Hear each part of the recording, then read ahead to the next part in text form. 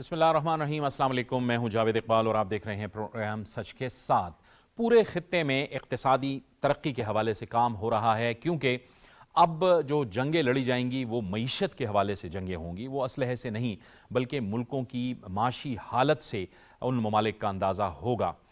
یہ بڑی بدقسمتی ہے کہ ہم ملک کے اندر سیاسی عدم استحکام اور معاشی عدم استحکام کی بات کرتے ہیں، کیونکہ ان معاشی استحکام کے لیے بھی ایک سیاسی استحکام کی ضرورت ہوتی ہے، اور پھر اس کے نتیجے میں اسی وقت ملک کی آواز میں بھی طاقت آتی ہے۔ آج ہی ایک بہت بڑی خبر آئی اس خطے کے حوالے سے کہ سعودی عرب اور ایران کے درمیان چین نے ایک بہترین ثالث کا کردار ادا کیا اور دونوں ملکوں کے درمیان تعلقات کی بحالی ہونے جا رہی ہے، اور یہ آج کی اور دنیا کی سب سے بڑی خبر ہے۔ دونوں ملکوں نے یہ فیصلہ کیا ہے کہ آنے والے 2 ماہ کے اندر دونوں ملکوں کے اندر جو کونسلیٹس ہیں، جو سفارت خانے ہیں، وہ دوبارہ کھل جائیں گے اور ایک بار پھر تعلقات کی بحالی ہو جائے گی۔ چین نے اس میں بھرپور کردار ادا کیا، بہت سے مذاکرات ہوئے، بیجنگ میں مذاکرات ہوئے، عمان میں مذاکرات ہوئے، عراق میں مذاکرات ہوئے، اور ان تینوں ممالک نے، ان تمام ممالک کا یعنی عراق کا، عمان کا بھی شکریہ ادا کیا ہے کہ وہاں پر مذاکرات ہوئے ہیں۔ دونوں ملکوں کے درمیان جو معاہدہ ہوا ہے ایک طرح سے، اور ایک پریس ریلیز سامنے آیا ہے، اس کے مطابق دونوں ملک جو ہیں وہ تجارت، سرمایہ کاری، سپورٹس، کلچر، ان تمام شعبوں میں ایک دوسرے کے ساتھ تعاون کریں گے۔ ان دونوں ملکوں نے ظاہر ہے کہ چین کا بھی بہت شکریہ ادا کیا ہے، چینی صدر شی جن پنگ کا شکریہ ادا کیا ہے۔ چین کو اگر ہم دیکھیں تو اس خطے میں اور پوری دنیا میں اس کا ایک بہت بڑا کردار ہے، اور وہ ابھرتی ہوئی ایک معاشی طاقت ہے جس نے پوری دنیا کو بھی حیران بھی ہے، اور ظاہر ہے امریکہ اور مغرب کو پریشان بھی کیا ہے۔ اب ظاہر ہے کہ ان حالات سے تمام ممالک اب فائدہ اٹھانا چاہتے ہیں۔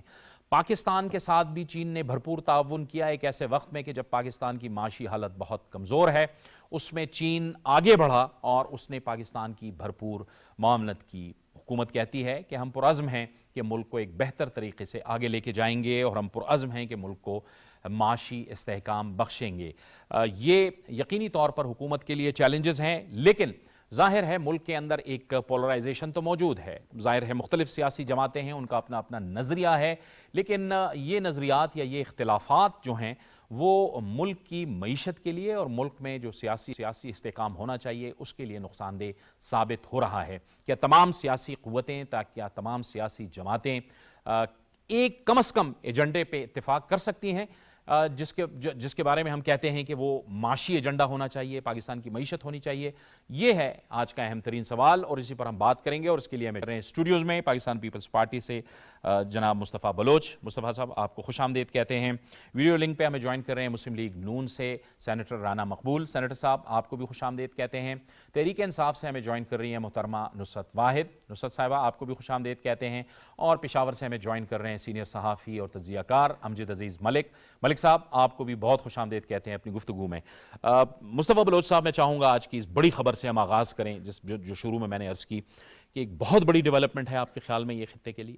بسم اللہ الرحمن الرحیم۔ جاوید صاحب دیکھیں، یہ جو خبر آئی ہے یہ میرے خیال میں یہ بہت بڑی، ایک آپ کہیں کہ اس ڈیکیڈ کی، اس دہائی کی سب سے بڑی خبر ہے، کیونکہ کافی عرصے سے ایک معاملہ چل رہا تھا، لیکن چین کا اس میں جو کردار رہا ہے وہ بہت پازیٹیو رہا ہے، اور اس میں ایران کے ساتھ سعودی عرب کے تعلقات اگر بہتر ہوں گے تو ہم امید کرتے ہیں کہ اس کا بہت حد تک ایفیکٹ پاکستان پہ بھی آئے گا، اور پاکستان اس سے بھرپور فائدہ اٹھا سکتا ہے، کیونکہ آپ کو پتہ ہے کہ جس طرح کے پاکستان کے ایک معاشی صورتحال پیدا ہو چکی ہے، جس میں ہمیں انرجی کی کرائسس سے ہم گزر رہے ہیں۔ اگر ہمیں کسی طریقے سے ان دونوں ممالک کے ایک سیم پیج پہ آنے کی وجہ سے اگر ایران سے ہمیں، جو آپ کو پتہ ہے زرداری صاحب نے اپنے دور میں پاک ایران گیس پائپ لائن کا جو ایک معاہدہ کیا تھا جو پورا نہیں ہو سکا کسی وجوہات کی وجہ سے، وہ بھی انٹرنیشنل پریشر تھا کہیں نہ کہیں سے، تو وہ میرے خیال میں اگر ہو جاتا ہے تو پاکستان کے لیے بہت اچھے دن آ جائیں گے، اور آپ ایک جو انرجی کرائسس سے گزر رہے ہیں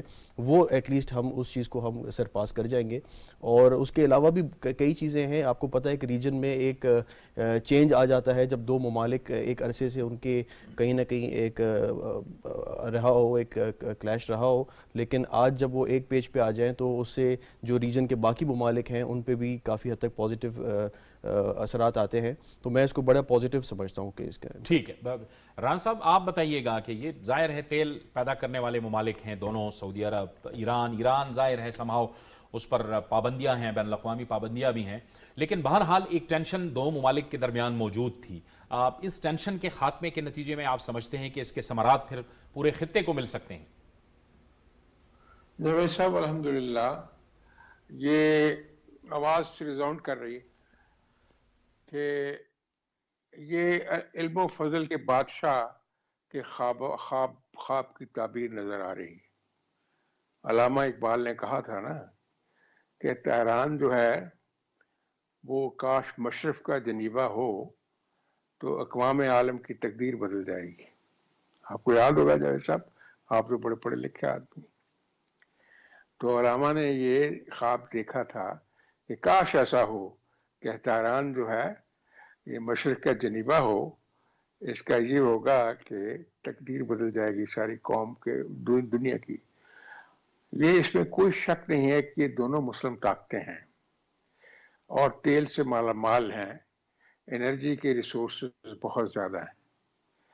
آپ دیکھیں گے اگر اللہ کرے یہ اپنے صحیح معنوں میں اس پہ عمل ہو جائے تو اس ساری ریجن میں خاص طور سے پاکستان بہت بڑا بینیفیشری ہوگا، کیونکہ ان دونوں ملکوں کے مقابلے میں پاکستان کی معیشت جو ہے وہ دیگر گوں ہے، اور جو ان کے ریسورسز ضائع ہوتے ہیں اپنے فوجی آرمامنٹس کے لیے اور ڈیفنس اور سیکیورٹی کے ارینجمنٹس کے لیے، سیکیورٹی جو ہے جو سیکیورٹی پرسنل ہے ان کی امپلائمنٹ کے لیے، اور ایک جو فیئر سنڈروم ہوتا ہے جب کسی کے ساتھ آپ کی مخالفت ہو تو اس کے لیے آپ انویسٹمنٹ بھی کرتے ہیں اور وہ کانفیڈنس بھی پیدا نہیں ہوتا کمیونٹی میں کہ وہ بہت زیادہ آگے بڑھے.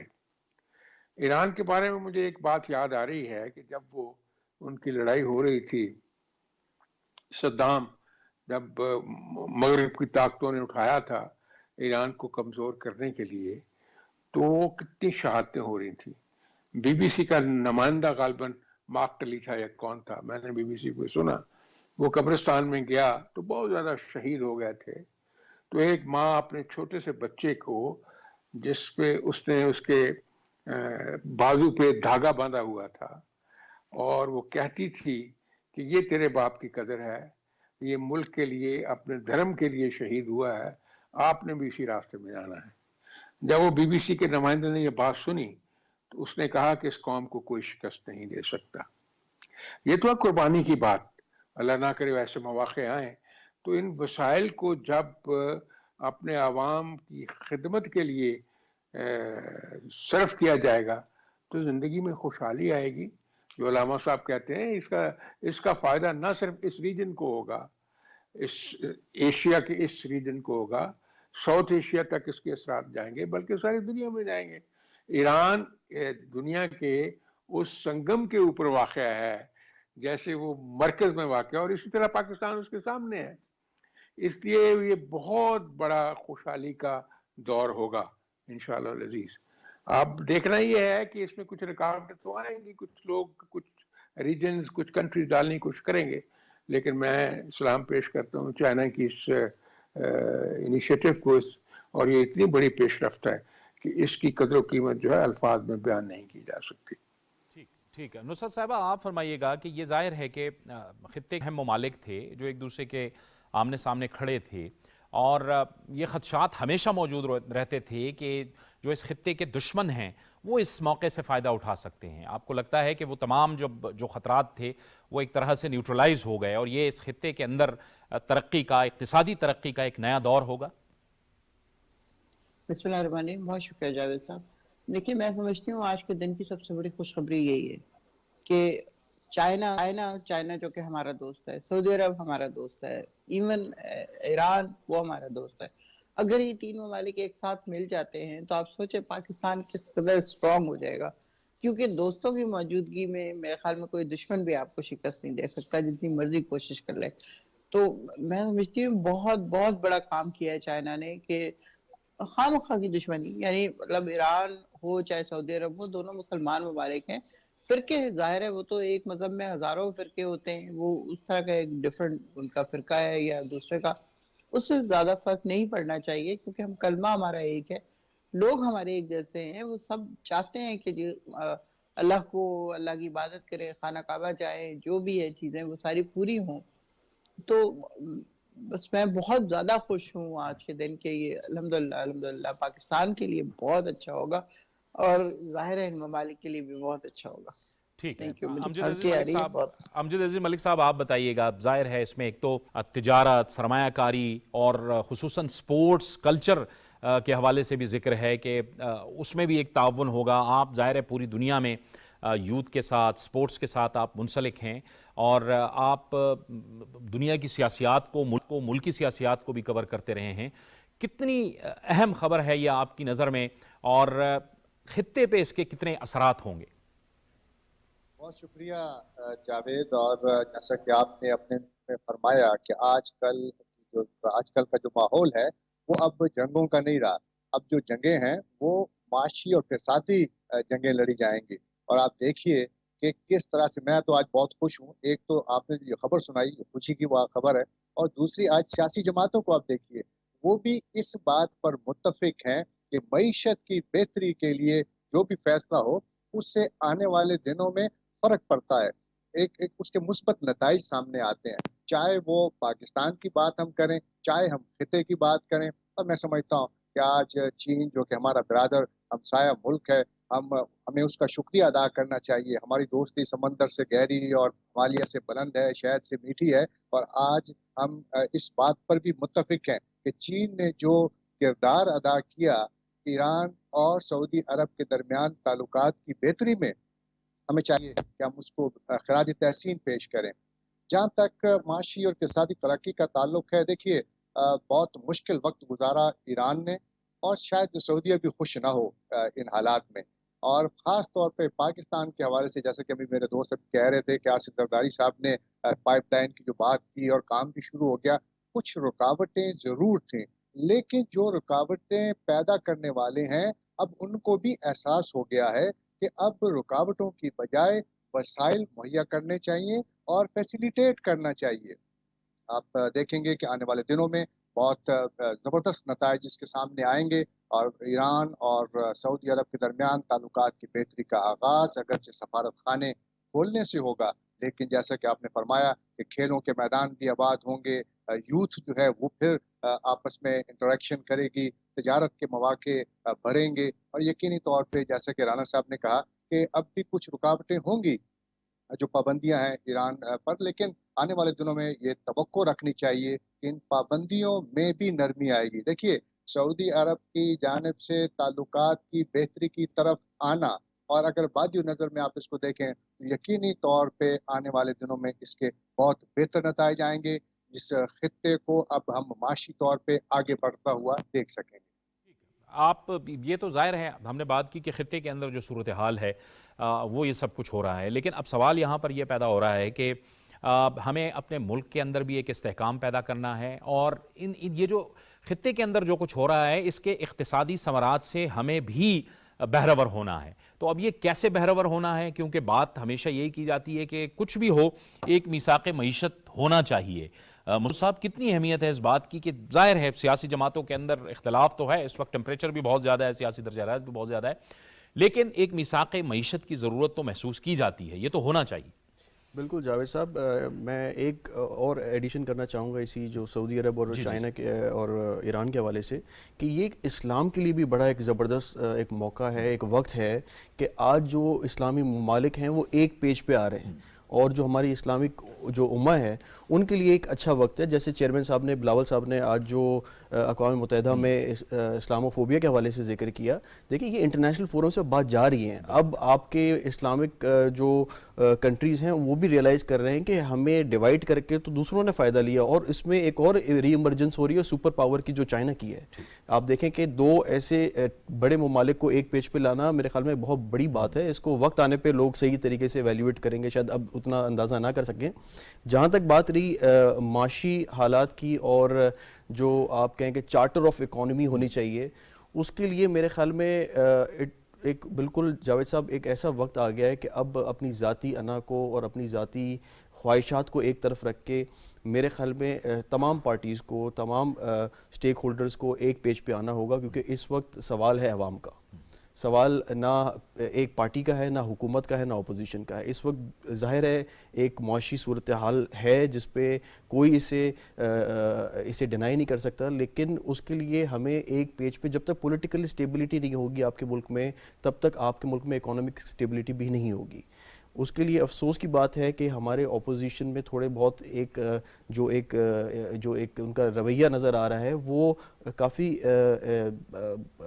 نامناسب ہے, کیونکہ جس طریقے سے حالات جو پیدا ہو رہے ہیں اس صورتحال میں آپ اپنی سیاست کو اور اپنی ذاتی خواہشات کو آگے رکھ کے, اور آپ یہ دیکھیں کہ اس موقف کے بعد اگر ان کو فار ایگزامپل جیسے پنجاب اور کے پی کے کی اسمبلی ڈیزولو کر کے ایک ملک میں ایک انتشار پیدا ہو گیا ہے. اب الیکشن کمیشن بھی کنفیوز ہے, اب آپ کے ادارے بھی کنفیوز ہیں کہ ابھی اس کو الیکشن اگر آپ نے کرا دیا تو یہ تو زندگی بھر کے لیے پاکستان میں 2 صوبوں میں الگ ٹائم پہ الیکشنز ہوں گے اور باقی وفاق میں اور باقی 2 صوبوں میں الگ وقت پہ الیکشنز ہوں گے. تو یہ ایک میرے خیال میں ایک اچھا رواج نہیں ہے, اور اس کے لیے امید ہے کہ خان صاحب ایک پیج پہ آئیں گے.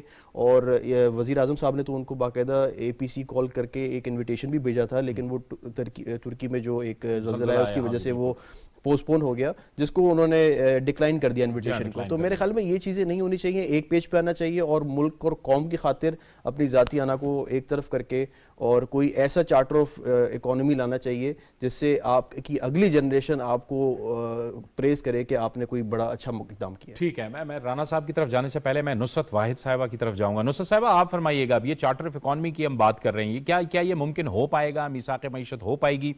یہ سوال پہلے بھی موجودہ جو حکومت ہے اپوزیشن میں رہتے ہوئے, جب آپ حکومت میں تھے تو آپ سے کہتے رہے ہیں, لیکن ظاہر ہے آپ عمران خان صاحب جو ہیں وہ بیٹھے نہیں تھے اس وقت اپوزیشن سے, اور پھر اب اپوزیشن میں چلے گئے, اب حکومت کے ساتھ نہیں بیٹھے. کیا یہ ممکن ہو پائے گا؟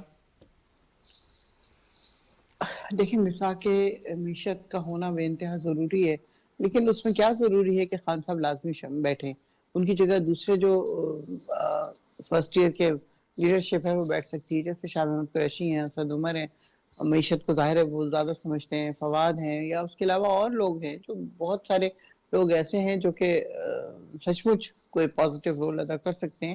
خان صاحب کا ایک سٹینڈ ہے, وہ دیکھیں اس کے اوپر وہ ساری عمر سے کھڑے ہوئے ہیں. 2011 میں انہوں نے بات کی تھی اور وہ بات 100% پروف ہوئی کہ جب میں ان کے خلاف کھڑا ہوں گا تو سارے اکٹھے ہو جائیں گے. تو وہ ہم نے دیکھا 13 جماعتیں یا پتہ نہیں 14 جماعتیں ایک ساتھ کھڑی ہو گئی ایک انسان کے خلاف, اور کس طرح اس کو بقول ان کے وہ جمہوری طریقہ تھا, لیکن اس طریقے سے کسی بھی ملک میں کوئی جمہوری کام نہیں ہوتا جس طرح ان کو رات کو نکالا گیا, اور کس طرح مشکلات کا سامنا کیا انہوں نے اس کے بعد بھی اور اس سے پہلے بھی. پھر ان کو مارنے کی کوشش کی گئی, جس کے بارے میں اب یہ کہا جاتا ہے کہ اس کو یاد نہیں رہتا کہ اس کی کون سی ٹانگ تھی اور کس میں پلسٹر باندھنا ہے, روزانہ چینج کر لیتا ہے, یا جس لہجے میں بات کی جاتی ہے وہی انتہائی ابیوسو لگتا ہے مجھے, تو اس کے علاوہ اور کچھ نہیں, کہ وہ جھوٹ بولتا ہے کہ اس کو گولیاں نہیں لگی.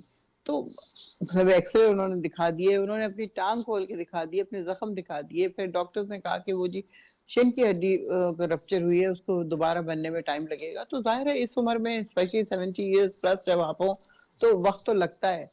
بچپن کی ٹوٹی ہوئی ہڈی میرے خیال میں کچھ ہفتوں میں ٹھیک ہو جاتی ہے, لیکن اس عمر میں آ کے ہر چیز ٹائم لیتی ہے.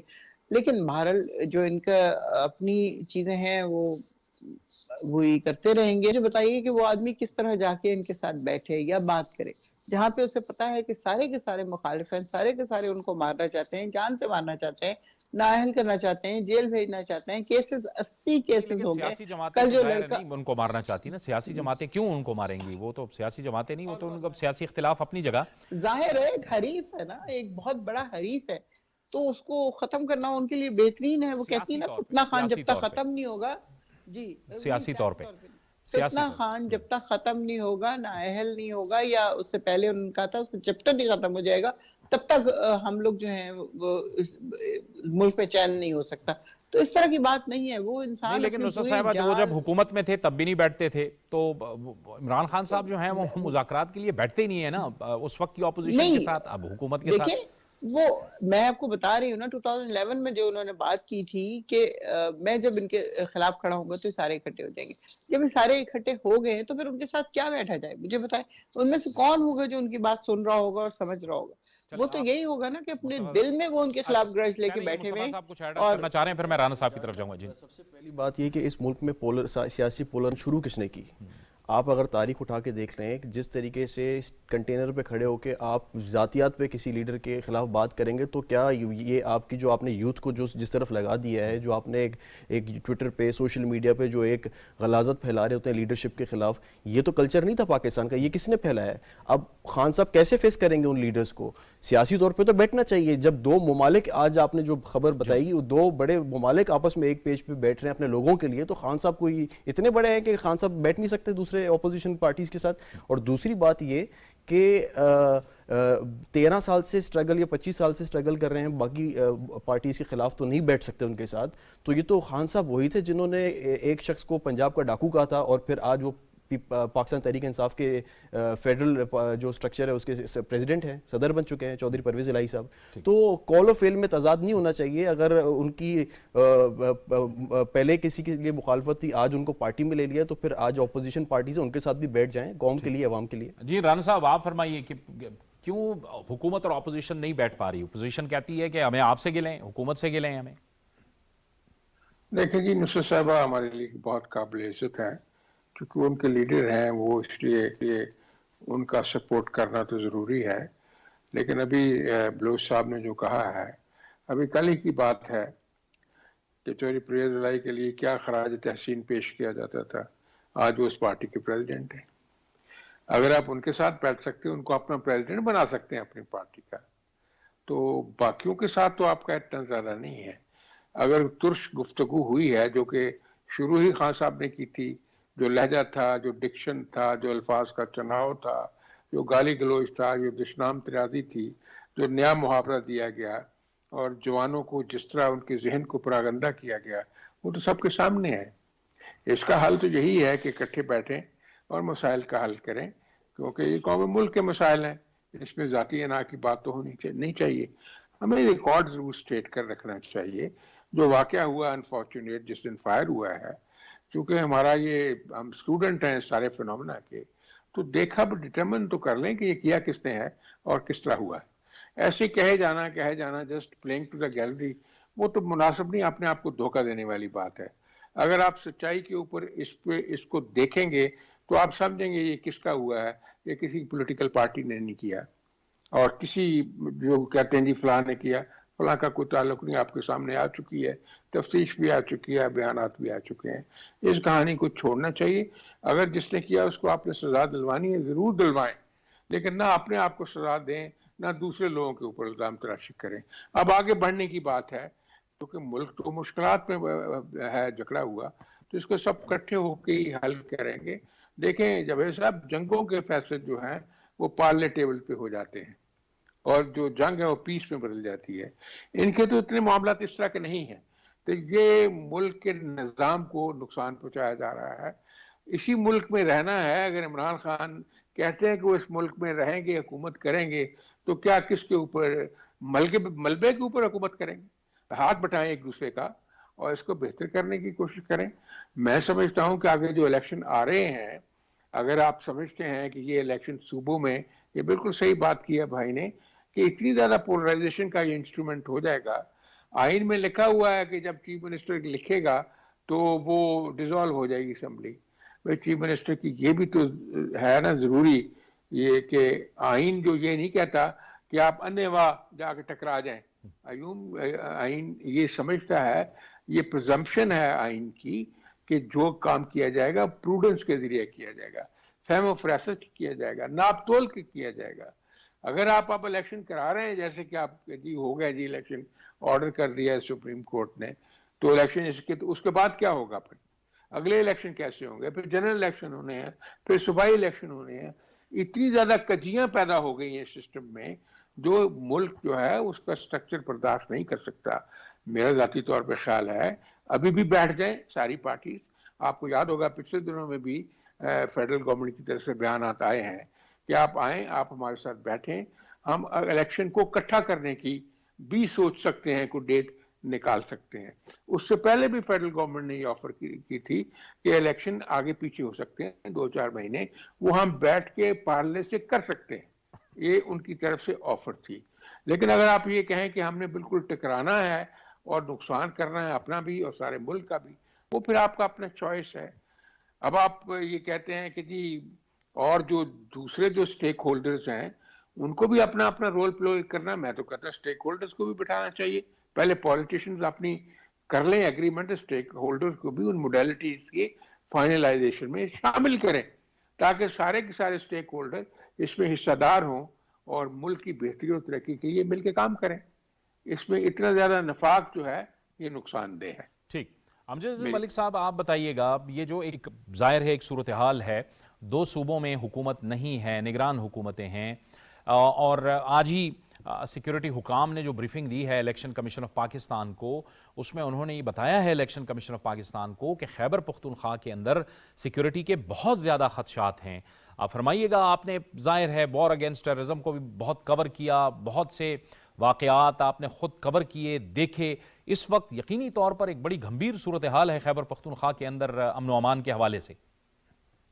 بالکل آپ نے درست فرمایا کہ خیبر پختونخوا میں امن و امان کی صورتحال ٹھیک نہیں ہے. بظاہر تو یہ صورتحال ٹھیک دکھائی دیتی ہے, لیکن آپ دیکھیے آج بھی وزیرستان میں آپریشن ہوا اور اس میں دہشت گرد مارے گئے, اور پھر اس کے بعد خیبر پختونخوا میں بڑا سیریس ایک تھریٹ جاری کیا گیا ہے, اور گزشتہ کئی دنوں سے پشاور کے شہری خاصے پریشان ہیں. بے شمار چیک پوسٹوں کا اضافہ ہو گیا ہے, پولیس ہمیں ہر جگہ پہ دکھائی دے رہی ہے. اس سے آپ اندازہ لگا سکتے ہیں کہ جو ہماری سیکیورٹی ایجنسیز ہیں, کون نہیں چاہے گا. دیکھیے الیکشن تو ہونے ہیں, چاہے آپ مانیں یا نہ مانیں, آپ کرنا چاہیں یا نہ کرنا چاہیں, الیکشن تو ہونے ہیں. بات تو صرف یہ ہو رہی ہے, 2 باتیں ہیں.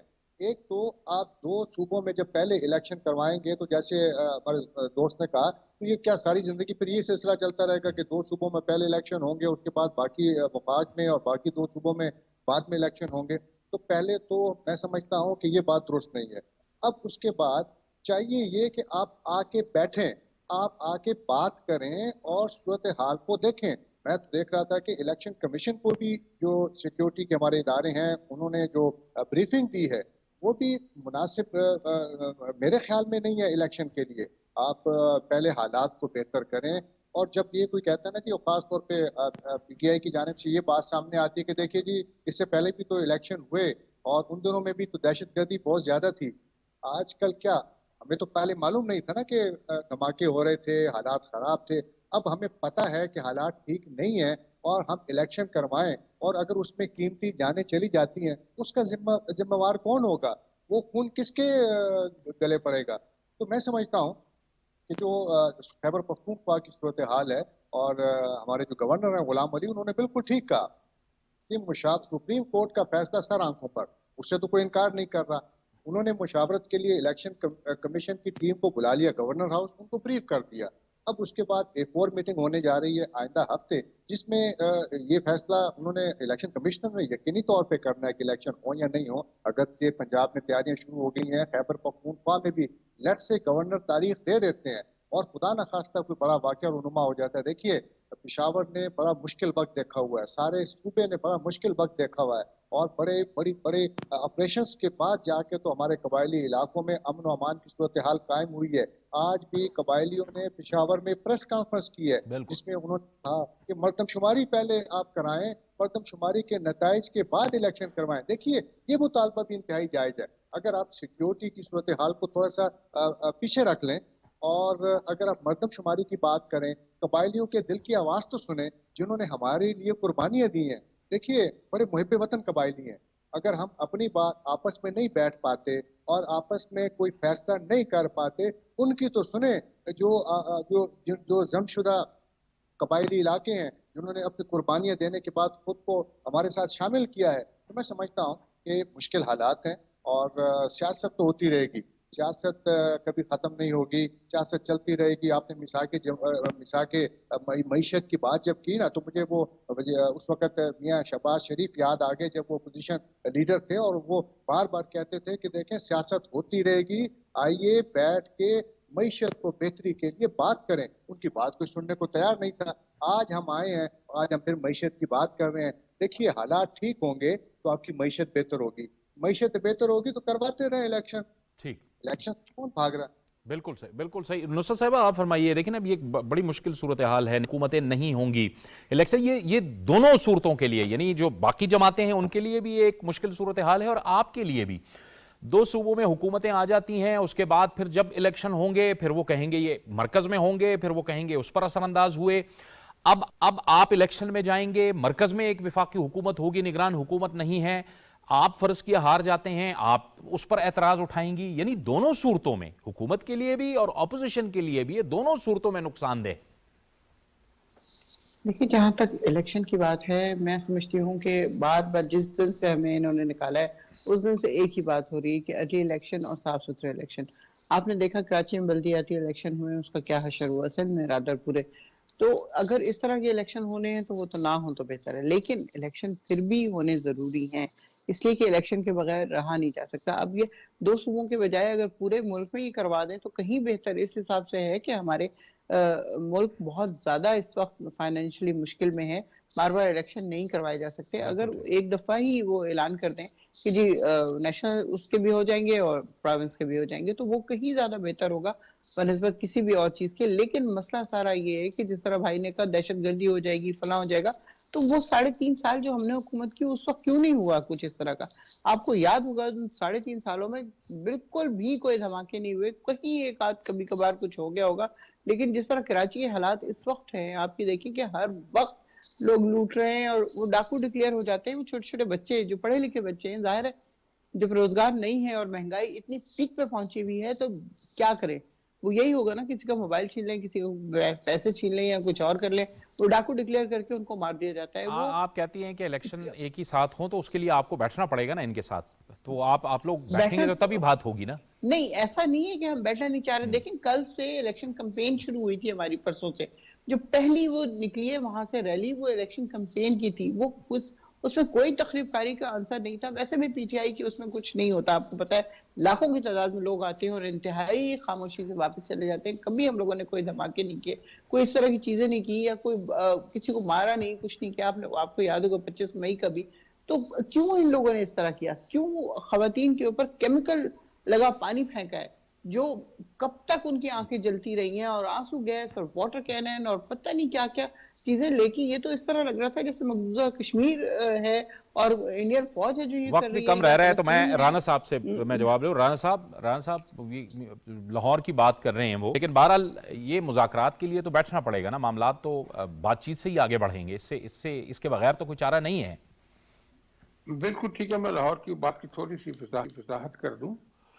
آپ نے بھی دیکھا, میں نے تو وہ وقت دیکھا ہے جب ڈسپلن تھا, جب سیکشن 144 لگتی تھی تو ہزاروں کے جلوس نکلتے تھے, اور وہ اس ترتیب سے چلتے تھے کہ 4 جو اکٹھے ہو کے لوگ چلتے تھے اور 144 کو وائلیٹ نہیں کرتے تھے. ان کے پاس جھنڈے بھی ہوتے تھے, لیکن وہ 5 کا گروپ نہیں بنتے تھے, 4 کے گروپ میں ہزاروں لوگ. میں نے خود مال روڈ پہ دیکھا ہے کہ مال روڈ جو ہے یونیورسٹی سے لے کے نہر کے پل تک جلوس ہوتے تھے, نہایت پرامن, اور 4 کے گروپ میں لوگ چلتے تھے. مسئلہ یہ ہے کہ قانون کی پابندی کرنا تو ہے جو ایک بری بات سمجھی جا رہی ہے. اگر ڈسٹرکٹ مجسٹریٹ نے اس لیے دفعہ 144 لگائی کہ بھئی آپ آج نہ کریں کیونکہ آج عورتوں کا دن ہے, عورتوں کے جلوس ہے, حیا کا جلوس نکل رہا ہے اور جلوس نکل رہے ہیں, تو آپ نہ کریں. لیکن انہوں نے کہا ہم کریں گے, اور پھر اکٹھے ہوئے. پھر آپ جب کسی جوان کو آپ پتھر ماریں گے کھڑے کو تو پھر کیا ہوگا؟ آپ کو پتا انہوں نے بھی کتنا چارج کیا اور کتنے زخمی ہوئے. ایک پولیس جوان جو ہے شاید اللہ کرے بچ گیا ہو, وہ بہت بری طرح زخمی ہوا, 11 اور زخمی ہوئے, ڈی ایس پی زخمی ہوا. تو بات یہ ہے کہ اس ملیٹنسی کو ڈسکریج کرنا چاہیے. آپ ایک دن انتظار کر سکتے تھے. اگر آپ کا ڈی سی نے بات نہیں مانی تو آپ دوبارہ جا کے, ہائی کورٹ نے بھی یہی کہا کہ آپ دوبارہ اپلیکیشن دے دیتے. آپ کو کیا ضرورت تھی یہ کرنے کی؟ ایک پروسیس ہے, اگر ڈسٹرکٹ مجسٹریٹ جو ہے اسے اجازت لینی ضروری ہے تو اب آج نہیں, بلکہ پہلے تو یہ ہوتا تھا کہ پریمسز ڈٹرمن ہوتا تھا, روٹ ڈٹرمن ہوتا تھا, اور پیسفلی سارے پروسیشن چلتے تھے.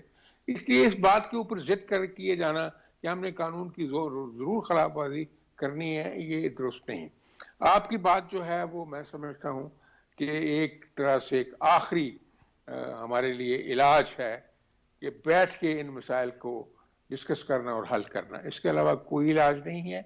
اور اس سے پہلے کہ کوئی اور بہت بڑا سچویشن بن جائے, بہت ضروری ہے پولیٹیشنز کے لیے کہ اپنے وہ پولیٹیکل دانشمندی کا ثبوت دیں اور اپنے ٹیمپرز کو جو ہے جو تھوڑا ٹھنڈا کریں, اپنی زبان کو بھی صحیح استعمال کریں. مریم نواز کے بارے میں انہوں نے کہا ہے, آج آپ کہتے ہیں کہ جی ہم نہیں کوئی زبان استعمال کریں گے جیسے کرتے ہیں.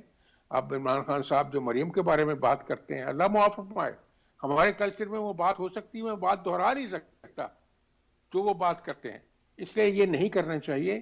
وہ ایک لیڈر ہیں اپنی پارٹی کے, اپنے آپ پہ وہ کنٹرول بھی رکھے, اپنے آپ کو مینج بھی کریں اور پورا رول پلے کریں, پوری طرح کنٹریبیوٹ کریں. یہ کموشن سے کوئی فتح حاصل نہیں ہو سکتی. اس میں سارے ہاریں گے اگر کموشن کریں گے. تو جو ہو سکتا ہے وہ وزڈم سے, سوگیسٹی سے, عقل مندی سے, دانش مندی سے, فراست کے ساتھ ضرور ہو سکتا ہے. مصطفیٰ صاحب, ایسی صورتحال میں ظاہر ایک بہت فہم و فراست کی ضرورت ہے, اور جو جن خدشات کا میں نے کیا کہ یہ ایک واقعی انپریسیڈنٹڈ صورتحال ہے کہ 2 صوبوں میں تحریک انصاف نے اپنی حکومت پہلے ختم کر دی, اور اب اگر الیکشن میں جاتے ہیں تو پھر نگران سیٹ اپ ہوگا ہی نہیں. وہ بھی تو ایک آئین کی روح ہے, وقت کے اندر انتخابات کروانا یہ بھی آئین ہے, لیکن وہ بھی تو آئین کی روح ہے نا کہ انتخابات کے لیے ایک نگران سیٹ اپ بہت ضروری ہے. بالکل جاوید صاحب, دیکھیں پہلے تو ہمیں فیصلہ کرنا پڑے گا کہ کیا یہ ملک 22 کروڑ عوام کی خواہشات پہ یا ان کے مفاد میں چلے گا, یا ایک شخص کے, عمران خان کے مفاد میں اور ان کی ایگو کے چکر میں ملک چلے گا.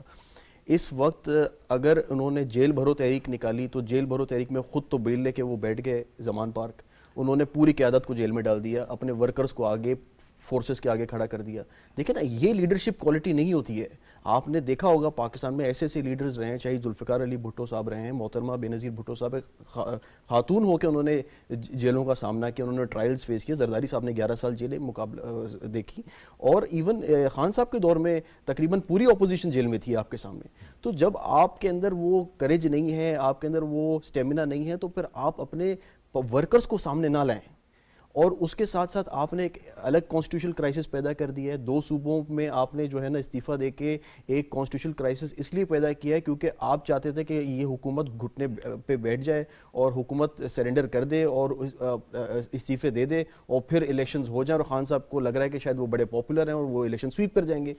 دیکھیں, اس حکومت کو لینے میں پی ڈی ایم اور پیپلز پارٹی نے اپنی جتنی بھی ذاتی جو ان کی ایک امیج تھی وہ سٹیک پہ رکھی ہے, کیونکہ ایک مشکل وقت تھا. ہمیں بھی پتا تھا کہ پرفارم کرنا آسان نہیں ہوگا, لیکن عوام کی خاطر ہم نے ایک مشکل فیصلہ لیا. تو اپنی ذات کے لیے نہیں لیا. 1 سال کے اندر کون سی پارٹی کوئی آپ دیکھیں نا پرفارمنس دکھا سکتی ہے, لیکن ہم نے, کیونکہ ہمیں نظر آ رہا تھا کہ خان صاحب کے اگر ہاتھ میں ہوتا تو آج انفلیشن 50% سے بھی کراس کر جاتا. اور جس طرح وہ انہوں نے اپنا ہر سال ایک نیا فائنانس منسٹر تبدیل کیا, تو ان کی کوئی فائنینشیل پالیسی بھی نہیں تھی, کوئی روڈ میپ بھی نہیں تھا. میں تو آپ کو چیلنج کرنے کو تیار ہوں کہ آج بھی خان صاحب سے کوئی پوچھے کہ آپ کے پاس کیا روڈ میپ ہے, جو آپ چارٹر آف اکانومی کی بات کر رہے تھے, تو ان کے پاس کچھ بھی نہیں ہوگا. کچھ بھی نہیں ہوگا, اور یقیناً یہ مشکل وقت ہے اور اس میں فہم و فراست کے ساتھ فیصلے لینے. بہت بہت شکریہ مصطفیٰ بلوچ صاحب, آپ کا, سینیٹر رانا مقبول صاحب, نصرت واحد صاحبہ اور امجد عزیز ملک صاحب, آپ نے ہمیں پشاور سے جوائن کیا, آپ کا بہت بہت شکریہ. یہ تھا ہمارا آج کا پروگرام. جاوید اقبال کو اجازت دیجیے, اللہ حافظ.